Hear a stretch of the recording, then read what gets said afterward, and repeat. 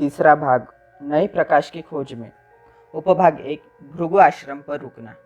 अन्य पंथों का परीक्षण करने के उद्देश्य से सिद्धार्थ गौतम ने आलार कालाम से भेंट करने के लिए राजगृह को छोड़ दिया। रास्ते में उसने भृगु ऋषि का आश्रम देखा और यूं ही जरा देखने के लिए उसमें प्रवेश किया। आश्रम के ब्राह्मण निवासी जंगल से लकड़ी चुनकर लाए थे। उनके हाथ तपस्या की अत्यावश्यक वस्तुएं समिधा, पुष्प तथा कुश से भरे थे। वे बुद्धिमान अपनी अपनी कुटियों में न जाकर सिद्धार्थ गौतम की ओर मुड़े।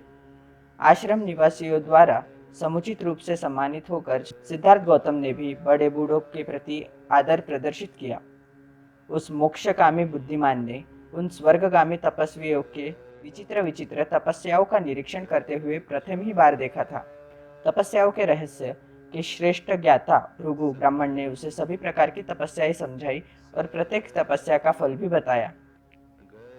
धर्मशास्त्रों के अनुसार जलोत्पन्न निराग्नि भोजन, कंदमूले और फल तपस्वियों का भोजन है, लेकिन तपस्या नाना प्रकार होते हैं। कुछ पक्षियों के भांति दाना चुगकर गुजारा करते हैं, दूसरे हिरणों के भांति घास चुगते हैं और तीसरे सर्पों के भांति वायुभक्षी होते हैं। मानो वे दीमक के बाम्बी ही बन गए हो। दूसरे बड़ी कठिनाई से पत्थरों से अपने शरीर के लिए पोषण प्राप्त करते हैं, दूसरे अपने दांत पीसकर ही अन्न खाते हैं और तीसरे दूसरों के लिए उपाले गए और उनके लिए भाग्यवश जो कुछ बचे उसी पर गुजारा करते हैं। कुछ दूसरे निरंतर पानी में भीगी जटाओं को 2 बार अग्नि देवता के अर्घ्य अर्पण करते हैं। कुछ दूसरे मछलियों की तरह पानी में डूबे रहते हैं, उनके बदनों को कछुए नोचते रहते हैं। कुछ समय तक इसी प्रकार की तपस्या के कष्ट सहने से, अधिक कष्ट सहने से स्वर्ग, मध्यम कष्ट सहने से मर्त्य लोक, वे अनंत सुख लाभ करते हैं। कहा गया है कि कष्ट सहन करने से ही पुण्य मिलता है। यह सब सुना तो गौतम ने उत्तर दिया, किसी भी आश्रम को देखने का यह मेरा पहला अवसर है।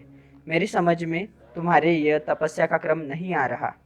अभी तो मैं केवल इतना ही कह सकता हूँ कि आपकी यह निष्ठा स्वर्ग लाभ के लिए है, किंतु मेरी इच्छा यही है कि मैं संसार में दुख के मूल कारण का और उसे दूर करने का उपाय खोज निकालूं।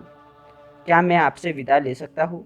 मैं सांख्य दर्शन का ज्ञान प्राप्त करना चाहता हूँ और यह देखना चाहता हूँ कि क्या यह दोनों पद्धतियाँ मेरी समस्या में किस प्रकार सहायक बन सकती है।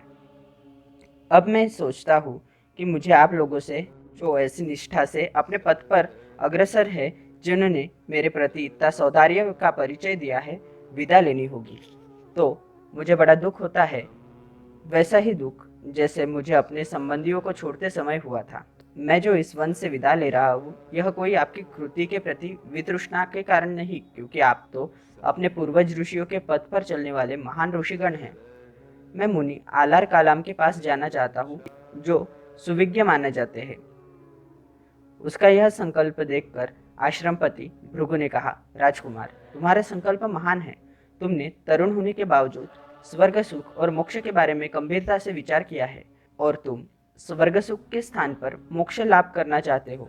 तुम निसंदेह ही वीर हो। यदि जैसा तुम कहते हो यही तुम्हारा दृढ़ निश्चय है तो शीघ्र विंध्य प्रदेश चले जाओ। वही वह मुनि आलार कालाम रहते हैं, जो निरपेक्ष सुख के रहस्य की ज्ञाता है। उससे तुम मार्ग के ज्ञान प्राप्ति करोगे, लेकिन जहाँ तक मैं देख सकता हूँ तुम वहाँ भी नहीं रुकोगे। तुम उसके सिद्धांत के बीच जानकारी प्राप्त कर आगे बढ़ जाओगे। गौतम ने उनको धन्यवाद किया और ऋषि मंडली के प्रति आदर प्रदर्शित किया और वहां से विदा ली। वे ऋषिगण भी उसके प्रति यथायोग्य सत्कार सम्मान की भावना प्रदर्शित कर पुनश्च तपस्या करने के निमित्त वन में जा दाखिल हुए। उपभाग 2, सांख्य परंपरा का अध्ययन। भृगु के आश्रम से विदा ले चुकने पर गौतम आलार कालाम के आश्रम का पता लगाने निकल पड़ा। आलार कालाम उस समय वैशाली में ठहरे हुए थे। वह उसके आश्रम पहुंचे। आलार कालाम के पास पहुंचकर उसने कहा कि मैं आपका सिद्धांत और अभ्यास में दीक्षित होना चाहता हूँ। आलार कालाम ने उत्तर दिया, तुम्हारा स्वागत है। मेरा सिद्धांत ऐसा है कि तुम्हारे जैसे बुद्धिमान आदमी इससे अचिरक काल में ही स्वयं समझ सकते हैं, मेरे सिद्धांत का साक्षात कर सकते हैं और तदनुसार जीवन बिताने लग सकते हैं। निश्चय से तुम ऊंची से ऊंची शिक्षा ग्रहण करने के पात्र हो। आलार कालाम के ये शब्द सुनकर राजकुमार बहुत प्रसन्न हुए। उसने उन्हें उत्तर दिया, इस असीम करुणा के कारण जो आप मेरे प्रति दिखा रहे हैं, सदोष होने पर भी मुझे लगता है कि मैं निर्दोष हूँ। क्या आप कृपा करके मुझे अपना सिद्धांत बताएंगे? आलार कालम बोला, तुम्हारे शील, तुम्हारे चरित्र और तुम्हारे दृढ़ निश्चय का मेरे मन पर ऐसा प्रभाव पड़ा है कि ये तुम्हारी पात्रता जांचने के लिए तुम्हारी कोई परीक्षा नहीं लेना चाहता। हे सुनने वालों में श्रेष्ठ, हमारे सिद्धांतों को सुनो। तब उसने गौतम को उन सिद्धांतों से परिचित कराया जो उस समय सांख्य दर्शन के नाम से ज्ञात थे। प्रवचन की समाप्ति पर आलार कालम ने कहा, गौतम, बस इतने ही हमारे सिद्धांत है। मैंने सार रूप में आपको सब कुछ बता दिया है। गौतम आलार कालम की स्पष्ट व्याख्या से बड़ा प्रसन्न हुआ। उपभाग 3, समाधि मार्ग का अभ्यास। जिस समय गौतम अपनी समस्या का हल ढूंढ निकालने के लिए नाना तरह के परीक्षण करने में लगे हुए थे, उस समय उन्हें विचार आया कि वह समाधि लगाने के भी ढंग क्यों न सीख ले। ध्यान मार्ग की 3 पद्धतियां प्रचलित थी। तीनों पद्धतियों में एक बात समान थी। तीनों की मान्यता थी कि सांस पर काबू पा लेने से चित्त की एकाग्रता सिद्ध हो जाती है। सांस को वश में रखने की पद्धति को आनापानसति कहते थे। सांस को वश में रखने के लिए एक दूसरी पद्धति भी प्रचलित थी जो प्राणायाम कहलाती थी। यह सांस लेने के 3 विभाग करती थी। पूरक, अंदर सांस खींचना, कुंभक, सांस को अंदर रोके रखना, रेचक, सांस को बाहर निकाल देना। सांस को वश में करने के लिए एक और तीसरा मार्ग समाधि मार्ग भी कहलाता था। आलार कालम ध्यान मार्ग में निष्णात समझे जाते थे। गौतम को लगा वह अच्छा होगा यदि वह आलार कालम की देखरेख में ध्यान मार्ग का कुछ अभ्यास कर ले। इसलिए उसने आलार कालम से बातचीत की और प्रार्थना की कि वह कृपया उसे ध्यान मार्ग का अभ्यास करा दे। आलार कालम ने कहा, बड़ी खुशी से। आलार कालम ने उसे अपने ध्यान मार्ग की विधि सिखाई। इसकी 7 सीढ़ियाँ थी। गौतम ने इस विधि का नियमित रूप से प्रतिदिन अभ्यास किया। इस विधि का पूरा अधिकार कर चुकने के बाद गौतम ने पूछा, क्या सीखने के लिए और कुछ शेष है? आलार कालम का उत्तर था, मित्र, नहीं, इसके अतिरिक्त मेरे पास सिखाने के लिए और कुछ भी नहीं। गौतम ने आलार कालम से विदा ली। गौतम ने उद्दक्रामपुत्र नाम के एक दूसरे योगी के बारे में सुना जिसकी ख्याति थी उसने एक ऐसी ध्यान विधि का आविष्कार कर लिया है कि उससे ध्यानी आलार कालम की ध्यान विधि की अपेक्षा एक सीढ़ी और ऊपर चढ़ जाती है। गौतम ने सोचा कि यह विधि भी सीखकर योगी की अंतिम अवस्था तक पहुंचना चाहिए। तदनुसार वह उद्दक्रामपुत्र के आश्रम में पहुंचा और उसके कथनानुसार योगाभ्यास आरंभ किया। थोड़ी देर में ही गौतम ने उद्दक्रामपुत्र के 8वें दर्जे तक भी अधिकार प्राप्त कर लिया। उद्दक्रामपुत्र की ध्यान विधि के पूर्ण रूप से हस्तगत कर लेने के बाद गौतम ने उससे यह प्रश्न पूछा जो उसने आलार कालम से पूछा था, क्या आगे और भी कुछ सीखना शेष बचा है? उद्दक्रामपुत्र का उत्तर भी पूर्ववत ही था, मित्र, इसके अतिरिक्त तुम्हें सिखाने के लिए मेरे पास कुछ नहीं। आलार कालम और उद्दक दोनों ध्यानाचार्य के रूप में कौशल जनपद में प्रसिद्ध थे, लेकिन गौतम ने सुना था कि मगध जनपद में भी वैसे ही ध्यानाचार्य है। उसने सोचा कि उनकी विधि भी सीख लेनी चाहिए। तदनुसार गौतम मगध गया। उसने देखा कि यद्यपि उनकी भी ध्यान विधि का आधार सांस पर काबू पाना ही था, तो भी जो ध्यान विधि कौशल जनपद में प्रचलित थी उससे वह सर्वथा भिन्न थी। इस ध्यान विधि की विशेषता यह थी कि वह सांस सर्वथा निरोध करके चित्त की एकाग्रता का संपादन करते थे। गौतम ने यह विधि सीखी। जब उसने सांस को रोककर चित्त को एकाग्र करने का प्रयास किया तो उसने देखा कि उसके कानों में से बड़ी तीव्र आवाज आ रही थी और अपना सर उसे ऐसा प्रतीत होने लग गया कि मानो कोई तेज चाकू से चीर रहा हो। यह बड़ी कष्टदायक विधि थी, लेकिन गौतम ने इस पर भी अधिकार प्राप्त कर लिया। इस प्रकार उसने समाधि मार्ग का अभ्यास कर लिया था। उपभाग 4, तपस्या का परीक्षण। गौतम ने सांख्य मार्ग तथा समाधि मार्ग का परीक्षण कर लिया था, लेकिन वह तपश्चर्या के प्रशिक्षण किए बिना भृगु आश्रम से चला आया था। उसे लगा कि इसके बारे में उसका स्वानुभव होना चाहिए ताकि वह इस अधिकार की चर्चा कर सके। तदनुसार गौतम गया पहुंचा। वहां पहुंचकर सबसे पहले उसने घूम फिर कर आसपास का इलाका देखा। बाद में उसने तपश्चर्या के लिए गया के राजश्री नगरी के आश्रम में जो उरुवेला में था निवास करने का निश्चय किया। तपश्चर्या के लिए निरंजना नदी के तट पर एक एकांत स्थान था। उरुवेला में उसे वह 5 परिवारजक मिले जो राजगृह में उसे मिले थे। और उन्होंने उसे शांति का समाचार लाकर सुनाया था। वे भी तपश्चर्या का अभ्यास ही कर रहे थे। उन तपस्वियों ने उसे देखा और पास आकर कहा कि वह भी उनके साथ अभ्यास करना चाहते हैं। गौतम ने स्वीकार किया। इसके बाद से वह उनकी सेवा करते हुए उसकी आज्ञा में रहने लगे। वह उसके प्रति बड़े विनम्र थे और जैसा वह कहे वैसा वैसा करते थे। गौतम की तपस्या तथा आत्मक्लेश की प्रक्रिया अत्यंत उग्र स्वरूप की थी। कभी कभी वह 2-3 घरों तक ही भिक्षाटन सीमित रखते थे, 7 घरों से अधिक कभी नहीं। और उन घरों पे भी एक एक घर से 2-3 कोर का ही भोजन स्वीकार करते, 7 कोर से अधिक एक घर से नहीं। वह एक दिन में 2 कटोरी भर भोजन पर ही गुजारा करते थे, 7 कटोरियों से अधिक किसी हालत में नहीं। कभी कभी वह सारे दिन में एक ही बार भोजन करते, कभी कभी 2 दिन में एक बार, इसी क्रम से कभी कभी 7 दिन में एक बार या कभी 15 दिनों में एक बार, और वह भी बड़ी नपीतुली मात्रा में। जब उसने तपश्चर्या में और प्रगति की तो उसका आहार जंगल से इकट्ठी की हुई हरी जड़ें मात्र ही रह गई थी, या अपने से उगे हुए जौ या धान के दाने या पेड़ों की छाल के टुकड़े या काई या चावल से गिरद भूसी के अंदर के लाल कण या उबले हुए चावल के पीच या सरसों आदि की खली।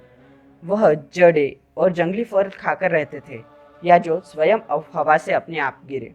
उसके कपड़े या तो सन के बने थे या सन की रस्सी और कूड़े के ढेर पर पड़े हुए चिथड़ों के या पेड़ की छाल के या आधी या पूरी मृग छाल के या घास के या छाल की लकड़ियों के पट्टियों के या आदमियों या पशुओं के बालों से बने कंबलों के और या उल्लू के परों के। वह अपनी सिर और दाढ़ी के बाल नोच नोच कर उखाड़ता था। वह हमेशा सीधा और पाल्टी मारकर बैठता था तथा वह पाल्टी मारे मारे आगे सरकता था। वह खड़ा नहीं होता था। इस तरह से तथा और नाना प्रकार से भी वह अपने शरीर को कष्ट और पीड़ा पहुंचाता था। उसकी तपश्चर्या इस सीमा तक पहुंच गई थी। अपने शरीर के प्रति उपेक्षा का भाव को वह इस सीमा तक ले गया। वर्षों तक उसके शरीर पर मैल जमती रही जो बाद में अपने आप गिरने लगी। वह भयानक घनघोर जंगल में रहता था, ऐसे घनघोर जंगल में कि उसके बारे में कहा जाता था कि एक पागल के सिवा उसमें कोई प्रवेश करने का साहस नहीं जुटा पाता था। यदि करेगा भी तो उसके रोंगटे खड़े हो जाएंगे। शीत ऋतु में जब रात के समय भयानक ठंडी हो जाती थी तो कृष्ण पक्षों के दिनों में रात को वह खुले में रहता था और दिन के समय छुपे अंधेरे में। और जब वर्ष के ठीक पहले ग्रीष्म ऋतु की भयानक गर्मी पड़ने लगती थी तो वह सूरज के नीचे रहते थे और रात को सांस घोट देने वाले गर्म भीतरी जंगल में वह स्मशान भूमि में मुर्दों की हड्डियों का तकिया बनाकर लेटते थे। इसके बाद गौतम एक दिन में एक ही फली खाकर दिन बिताने लगा, बाद में एक ही सरसों का दाना, बाद में एक ही चावल का दाना। जब वह दिन में केवल एक ही दाना खाकर रहने लगा तो उसका शरीर बहुत क्षीण हो गया था। यदि वह अपने पेट को स्पर्श करता तो उसका हाथ उसकी पीठ को जा लगता। यदि वह अपने पीठ को स्पर्श करता तो उसका हाथ उसके पेट को जा लगता। उसका पेट और पीठ एक दूसरे से इतने नजदीक सट गए थे। यह सब कुछ उसकी अत्यंत अल्पाहारता के कारण हुआ था। तपश्चर्या का त्याग। गौतम की तपश्चर्या और आत्मपीड़न बड़े ही उग्र रूप की थी, इतनी उग्र जितना उग्र वह हो सकता था। यह 6 वर्ष के लंबे अरसे तक जारी रहा। 6 वर्ष बीतने पर उसका शरीर इतना दुर्बल हो गया था कि वह हिल डोल तक नहीं सकता था। तब भी उसे कोई नया प्रकाश नहीं दिखाई दिया। जो संसार में जो दुख की समस्या है और जिस पर उसका मन केंद्रित था, उस समस्या का कोई हल उसे दिखाई नहीं दे रहा था।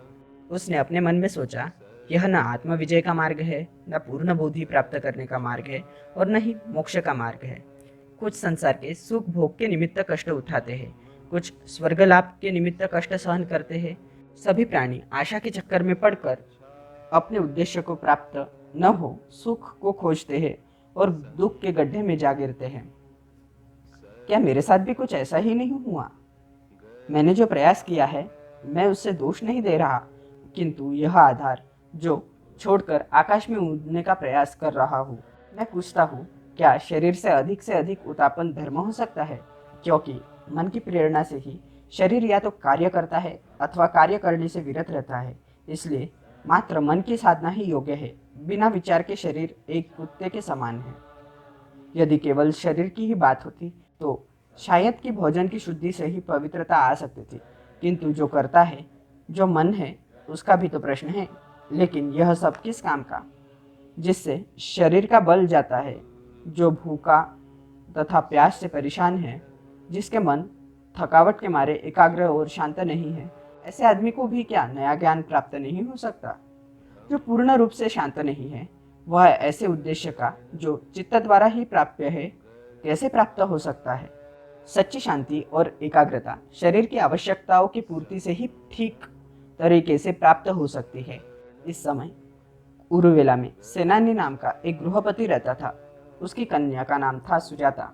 सुजाता ने एक म्योग्र वृक्ष के प्रति मिन्नत मांग रखी थी कि यदि उसे पुत्र लाभ हो तो वो प्रति वर्ष भेंट चढ़ाने का संकल्प करेगी। क्योंकि उसकी इच्छा पूर्ण हुई थी, इसलिए उसने पन्ना नाम की दासी को पूजा स्थली तैयार करने के लिए भेज दिया। गौतम को म्योग्र वृक्ष के नीचे बैठकर देख पन्ना ने सोचा कि आज वृक्ष देवता ही साकार हो चुके हैं। उसने स्वर्ण पात्र लिया और सुपटित नाम के नदी के घाट पर स्नान करके अनंतर भोजन ग्रहण किया। इसके बाद उसकी तपश्चर्या का अंत हुआ। जो 5 परिवारजक गौतम के साथ थे वह उससे रुष्ट हो गए, क्योंकि उसने तपस्वी तथा आत्मपीड़न के जीवन का परित्याग कर दिया था। वे सिद्धार्थ गौतम को छोड़कर चले गए।